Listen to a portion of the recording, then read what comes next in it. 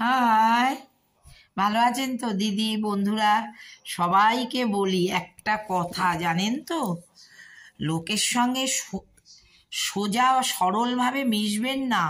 যত আপনি মিশবেন তত আপনাকে সস্তা বানিয়ে দেবে। ব্যাস, সুযোগ নিতে আরম্ভ করবে। যার জন্য লোকের সঙ্গে মিশতে খুব সাবধান দিদি।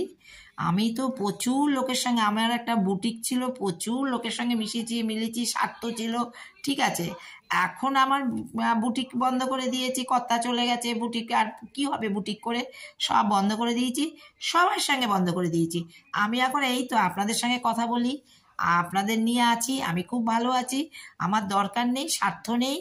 আর নাই, কেননা আমি জানি আমার লোকের সঙ্গে মিশতে মিলতে ভালোবাসি, ওই মিশতে মিলতে গিয়েই আমাকে একদম পথে বসিয়ে দেবে। অতএব দরকার নেই, আপনাদের নিয়ে আছি, আমি খুব ভালো আছি, ভালো ভালো